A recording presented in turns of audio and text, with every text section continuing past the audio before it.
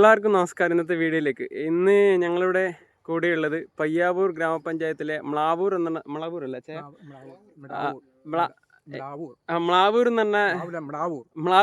പറഞ്ഞ സ്ഥലത്തുള്ള മാത്യു അച്ചായനാണ്. കോവയ്ക്ക കൃഷിയും സമ്മിശ്ര കൃഷിയാണ് ചെയ്യുന്നത്. ഇപ്പോൾ കോവയ്ക്കയിലാണ് ഉള്ളത്. ഏകദേശം അച്ചായ എത്ര വർഷമായി? 50 വർഷത്തിന് മേലെയായി തുടങ്ങിയിട്ട്. പിന്നെ വാഴ പച്ചക്കറികൾ എല്ലാം ഉണ്ട്. വഴുതന എല്ലാം ഉണ്ട്. ഇവിടെ പയറെല്ലാം ഉണ്ട്. ഇവിടെ വന്നപ്പോൾ ഉള്ള ഈ കാഴ്ച വളരെ വളരെ ഭംഗിയുള്ള കാഴ്ചയാണ്. അതാ ഈ കാണുന്ന സ്ഥലങ്ങൾ മുഴുവൻ കോവയ്ക്ക തോട്ടമായിട്ട് ഇങ്ങനെ നിൽക്കുകയാണ്. അതാ ഇപ്പം ഇതിപ്പോ ഏകദേശം നട്ടിട്ട് എത്ര ദിവസമായിട്ടുണ്ടാവും? 2 മാസം കഴിഞ്ഞു. എന്തെങ്കിലും വേറെ കാലാവസ്ഥയിലെ മാറ്റം കൊണ്ടെന്തെങ്കിലും മുരടിച്ചു.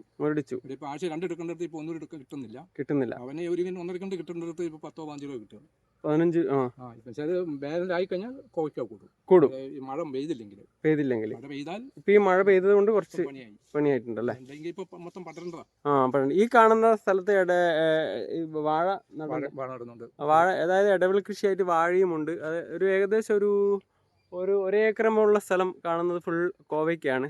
കാരണം നമ്മുടെ സമീപ പഞ്ചായത്തുകളിൽ നിന്നും കോവയ്ക്ക കൃഷി കൂടുതൽ വരുന്നത് പുറത്ത് പുറത്തുനിന്ന് തമിഴ്നാട്, കർണാടകയാണ്. ഈ കാണുന്ന തോട്ടം ഞാൻ കുറച്ച് ദൃശ്യങ്ങൾ നിങ്ങളെ കാണിക്കാം. ഇതുവരെ പഞ്ചായത്ത് അവാർഡ് കിട്ടിയിട്ടുണ്ട്. അപ്പോൾ പയ്യാവൂർ ഗ്രാമപഞ്ചായത്തിൽ നിന്ന് നിലവിൽ അവാർഡ് നേടിയ ഒരു കർഷകൻ കൂടിയാണ്. ഇന്നത്തെ അന്യം നിന്ന് പോകുന്ന ഒരു കാർഷിക രീതിയിൽ കോവയ്ക്ക, കാരണം പുതുതലമുറയ്ക്ക് ചെയ്യാൻ പറ്റുന്ന ഏറ്റവും ഇന്ന് റേറ്റും ഉണ്ടല്ലോ ചേ. ഇപ്പം 40 രൂപ അത്ര നമുക്ക് ഉൽപ്പാദിപ്പിക്കാൻ പറ്റുവാണെങ്കിൽ തീർച്ചയായിട്ടും വില കിട്ടുന്ന ഒരു ഇനം തന്നെയാണ് ഈ കോവയ്ക്ക. പന്നിശല്യം അങ്ങനെ എന്തെങ്കിലും? കോവലിന് വിഷയമല്ല. കൃഷിക്ക് പന്നി പണി വെക്കുന്നുണ്ട്. ശരിക്കും പന്നിയില്ലാത്ത നാട് ഇടിയില്ല, എല്ലാ സ്ഥലത്തും ഉണ്ട്. ഒരു സീരിയസ് ആയിട്ടുള്ള ഇടപെടൽ നിലവിൽ ഉണ്ടായിട്ടില്ല. അതും ഉണ്ടാകുന്നതായിരിക്കാം. ഈ കാലാവസ്ഥയിൽ ഇപ്പൊ അച്ചായൻ പറഞ്ഞ പോലെ ഇപ്പം കഴിഞ്ഞ മഴ ഇനിയിപ്പോ 12-ാം തൊട്ട് അധികം മഴയുണ്ട്. അത് അങ്ങനെയുള്ള ഒരു വിഷയം, അങ്ങനെയുള്ള സമയത്താണ് കർഷകരെ സംബന്ധിച്ചിട്ട് അതായത് ഇത് വിലയുള്ള സമയമാണ്. മഴ പെയ്യുമ്പോഴുള്ള വിഷയം വരുമ്പോൾ കർഷകരെ സംബന്ധിച്ച് മനം മടുക്കുന്ന രീതിയിലാണ്. അപ്പോൾ കൃഷിയിൽ നിന്ന് പിന്നോട്ടുണ്ട്. അപ്പോൾ അത് കാലാവസ്ഥയിൽ മാറ്റം വരുമ്പോൾ നമ്മൾ കുറേ ഇനി മാറിയിട്ട് നല്ല രീതിയിലുള്ള സപ്പോർട്ട് കർഷകർക്ക് കൃഷിഭവൻ കൊടുത്തു കഴിഞ്ഞാൽ സാക്ഷരത, ഞാൻ പറഞ്ഞു കാലാവസ്ഥയിലെ മാറ്റങ്ങൾ അനുസരിച്ച് ചേഞ്ചസ് വരുന്ന രീതിയിലുള്ള കാർഷിക മാറ്റങ്ങൾ കർഷകരുടെ ഇടയിലേക്ക് കൊണ്ടുവന്നാൽ മാത്രമേ കാർഷിക മേഖല അങ്ങനെയായിരിക്കില്ല അച്ചായ വിജയിക്കുള്ളൂ എന്നാണ്. ധനസഹായം ഇങ്ങനെയുള്ള കർഷകരെ കണ്ടെത്തി അവർക്ക് വേണ്ടത്ര ശരിക്കും പറഞ്ഞാൽ ഇത് വേനൽക്കാലത്ത് ട്രിപ്പൊക്കെ ചെയ്തിട്ട് ചെയ്യേണ്ട രീതിയിൽ അടിക്കുന്നത് അല്ലേ? മഴക്കാലത്ത് പച്ചക്കോവയ്ക്ക അടിപൊളി, വിഷമൊന്നും അടിക്കാത്ത വിഷമില്ല, അടിക്കില്ല. അടിപൊളി സാധനം. നമ്മള് നീറിനെ കയറ്റി നീറ്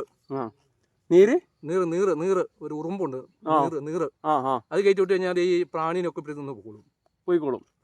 അപ്പൊ ഞാൻ മരുന്നടിക്കലില്ല. അത് ഇപ്പൊ ഈ മഴക്കാലമായിട്ട് ഇങ്ങനെ, അല്ലെങ്കിൽ വേനൽക്കാണെങ്കിൽ ശരിക്കും ഇത് പടർന്ന് ശരിക്കും നമ്മളെ വീട്ടിലെല്ലാം ഉണ്ടാക്കാൻ പറ്റുന്ന, വീട്ടിൽ അടുക്കള തോട്ടത്തിൽ ഉണ്ടാക്കാൻ പറ്റുന്ന. പിന്നെ ഇപ്പോ ഒരു മരുന്നുണ്ട് ഈ ടോണിക്ക്. അത് ഇവിടെ അതിൻ്റെ ബോട്ടിൽ വിറ്റ് ഇരിപ്പുണ്ട്. അത് ഇവിടെ ഇഫ്കോയുടെ 2 ടോണിക്കുണ്ട്. അത് അടിച്ചു കഴിഞ്ഞാൽ ഈ മുരടിപ്പ് ഇതെല്ലാം മാറിക്കോളും. അപ്പൊ അത് വിഷമല്ല, ജൈവ മരുന്നല്ല, അത് ഒരു ടോണിക്കാന്ന് പറയുന്നത്. അതിപ്പോൾ 2 വട്ടം അടിച്ച് അതിന്റെ വ്യത്യാസമുണ്ട്. ഇതില് മഴ പെയ്തോണ്ട് ഇപ്പൊ ഇങ്ങനെ വന്നത്. ഇത് വൈറ്റമിൻസ് മിനറൽസ് പല ഔഷധ ഗുണമുള്ള സാധനമാണ്, വിറ്റാമിൻസ് സാധനമാണ്. ഈ പ്രഷർ ഷുഗർ ഉള്ളവർക്ക് എനിക്ക് തോന്നിയത് കിലോപ്പിൽ കൊണ്ടുപോകും ഈ സാധനം. മറ്റേന്ന് പറയുമ്പോൾ അത് പഴുത്തതായിരിക്കും, ഉള്ളു പഴുത്തതായിരിക്കും.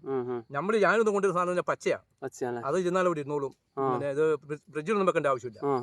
നല്ല തണുപ്പ് സ്ഥലത്ത് ഇട്ട് കഴിഞ്ഞാൽ അവിടെ ഇരിക്കും, ഒരാഴ്ച ഇരുന്നാലും ഒന്നും ആയിരിക്കും.